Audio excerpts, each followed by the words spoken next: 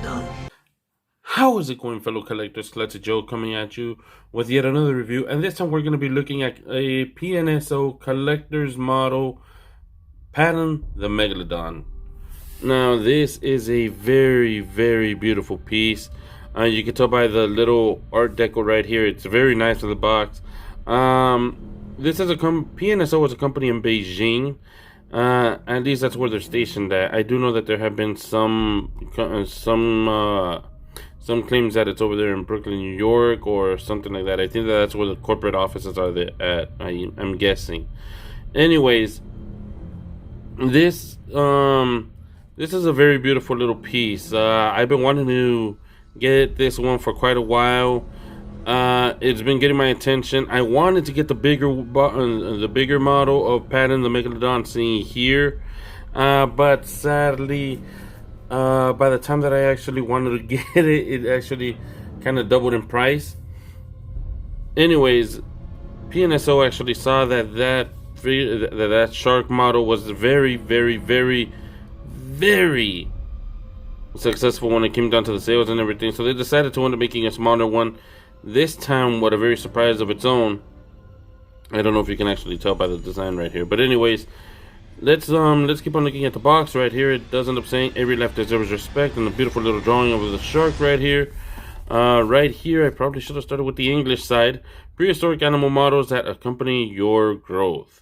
So yeah, this is supposed to be an educational piece for your kids. But you don't necessarily have to be a kid to actually appreciate something that cool now. Otherwise, you wouldn't be here, huh? Anyways, the scientific art world of Zhao Trang and Yang Yang. So this is actually pretty cool. I'm hoping that I didn't massacre the name, but yeah, this thing is actually very nice. Now, this is the first time that I've actually seen that contact.pnso.org. So I didn't know that they have a website directly. I bought mine from eBay, and I really don't recommend it as much. But yeah, broadening children's vision for families that believe in dreams. From PNSO's scientific arts project plan, stories on Earth that will be ranging from 2010 to 2070. Darwin, an art project of life sciences. It's just going on and on. But anyways, so aside from all that, let's just crack this big bad boy open. First time that I'm actually doing this. Ooh, I like this. I like how is that they give you look at that. It's coming with a little pamphlet right here. It's very nice actually. And the promotional artwork right here of the Megalodon. And yeah, as I said, the company, it has to be set in Beijing, honestly, just by looking at all this stuff.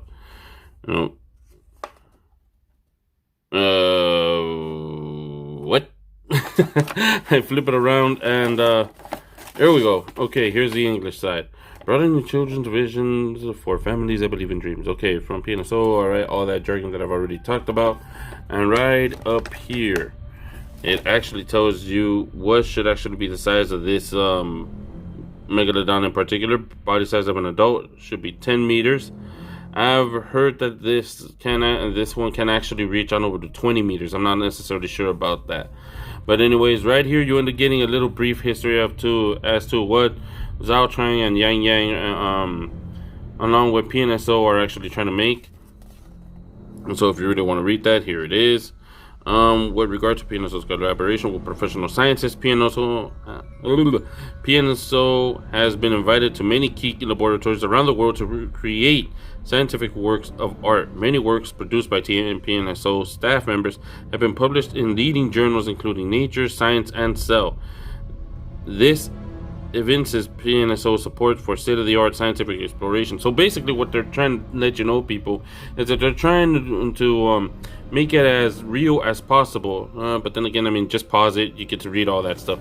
Also, right here is a cute little reader for the children. So it can kind of give you more or less a rundown as to what happened to this great animal. It's just basically saying that it was a megalodon, a powerful shark, widely believed to be the ocean's dominator. A prey on I mean, who preyed on all other animals in the ocean. Even the giant sperm whales didn't stand a chance against this shark. Taking 2,000 kilograms of food a day with a bite force greater than 18 tons. I mean, there are there isn't a lot of presses that car compactors that might actually do that much of pressure, but I mean that is a lot. So aside from that, it's actually saying that it was eating something like that a day. So yeah, it was eating a lot.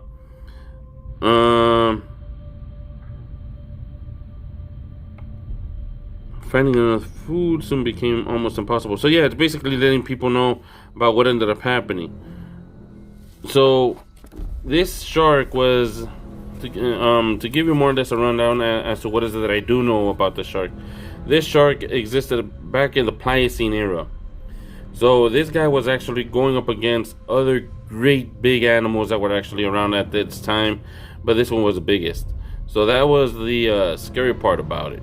Now, this one used to end up eating blue whales and sperm whales on a daily basis. All right, that's how big it was. I mean, I would actually see documentaries where he is actually swimming up and actually chomps down a whale in half, as you get to see right here, right now.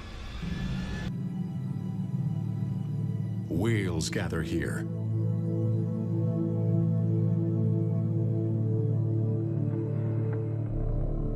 And so does the shark that preys on them.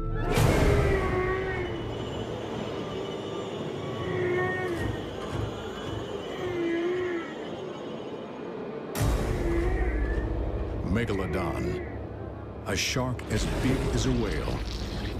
A shark that ate whales. 1.5 million years ago, the creatures would have confronted the greatest monster to ever rule the seas.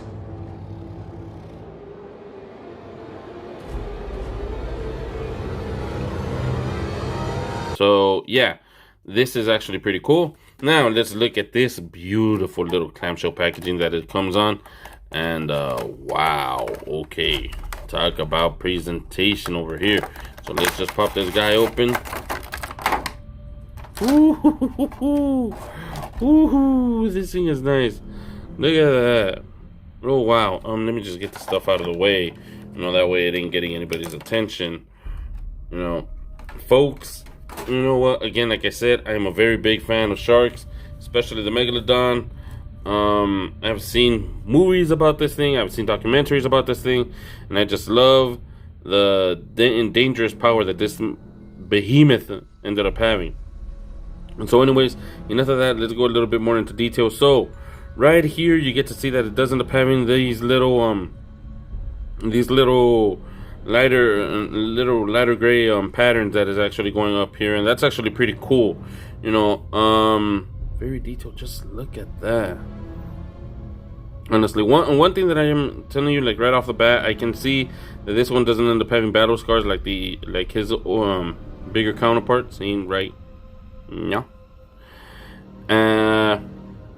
But it really doesn't necessarily matter. I mean, this thing is very nice, very, very nice. Let me just lower it down a little bit. That way you guys get to see every single detail that comes out. And it's real cool. I do end up liking the little shiny shiny finish at the end of the pudding, so that it gets to look like if it's a wet skin. So that's actually pretty cool.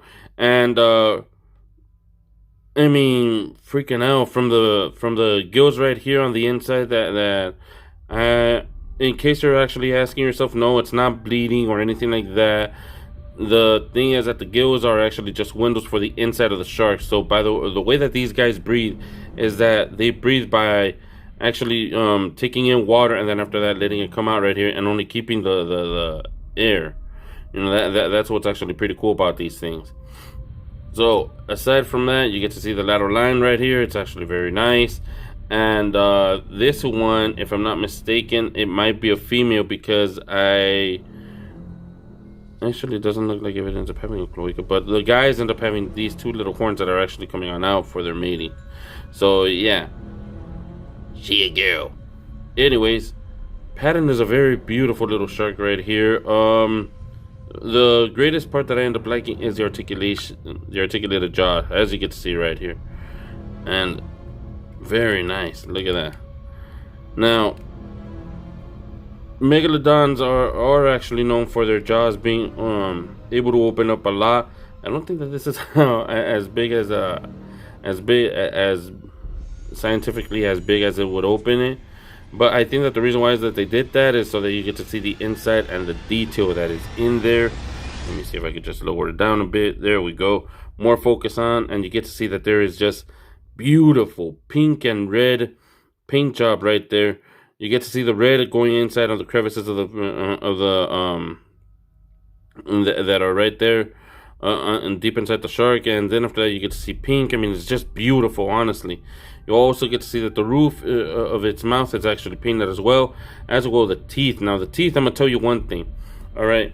PNSO, recently, I do know about this figure, is that previously, PNSO ended up making this promo shot where you get to see that the teeth are actually very, very, they don't look sharp. They're just very dull looking. And they fixed that. All right. These things are sharp. You get to see that every single teeth is actually very nice and detailed, very sharp, and the paint applications on the inside of the mouth is just extraordinary. As you get to see, you don't really get to see that much of blotches on over to the teeth. You don't get to see any blotches anywhere, actually, to tell you the truth. And on the top of its mouth, as you get to see, you know, there's 2 rows of teeth right there. Might be 3, as a matter of fact. Yeah, maybe 3 rows of teeth right there, and 3 rows of teeth at the bottom. So that's beautiful. Conveyor belts of teeth. This is what these guys ended up having. What that means is that every time that they would actually bite into a prey and they would lose a tooth, don't worry, there's another one right there behind to actually replace that one, and they would just keep on rotating till the end of time, or at least up until they would die. So this is very beautiful, very detailed, and I do end up loving that. Look at all the detail that is at the bottom of the jaw. It's just very nice. Very nice. And then right here, the paint apps. I'm not so sure about the I'm not so sure about the fins right here. As you get to see that they end up having some kind of design right here. I don't necessarily know what is it. You can't read it. Might be a signature from the designers and stuff. But yeah, you get to see that this is very beautiful. PNSO, made in the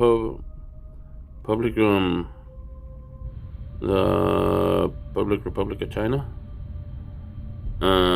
People's Republic of China. Oh, my bad. 2019. So yeah, it wasn't all that wrong. You know, they did end up coming out in 2019. So yeah. Oh no, this is a beautiful shark. And now, as for scale, I don't really have anything to scale it down with other than the mini Funko Pop Jaws shark. As you get to see, it basically reaches all the way to its dorsal fin, and then from the dorsal fin all the way over to the tail. So yeah, it's basically two of these Funko Pops end up making this guy. So it's not all that big. We're talking about maybe about 6-7 inches. I mean, just looking like that. So it's actually pretty cool. Another thing that I do end up liking is because it does end up looking like if it was actually brought in pieces. That you will notice right here. You get to see like if it was actually cut, but they only did that so that, you know, they could actually fit the articulated jaw. It actually works a lot more, so there's no complaint. You could barely kind of see it. You really have to be looking in to actually notice that. So that's actually real nice. Oh no, I love this one. But let me give you my final thoughts, and yeah. So, final thoughts. This is a very beautiful shark. If you really are into prehistoric creatures, this one is a must for you. And if not, if you're just a fan of sharks, like Shark Week, or you end up having a family member that ends up loving Shark Week, they are really going to end up loving this. So I do end up recommending this figure. It is a very beautiful thing. I would end up saying that if you guys are going to get one, do end up trying to get yourself an articulated stand. That way you can actually display him in a more dynamic pose, because as it is, he doesn't come with anything, and you're basically just going to be left with a shark that, well, yeah, you could display as a regular little display thing, but I think that something like this is a lot more better because you do get to see that it does end up having more dynamic posing. This little Beanie Baby whale, I don't remember where is that I got it, but as you get to see, it's actually serves its purpose, and it's actually one of the biggest praise that the Megalodon ended up having back in its time. So yeah, it does end up working real well. I do end up loving the color schemes. I do end up loving everything about it. It's actually pretty cool.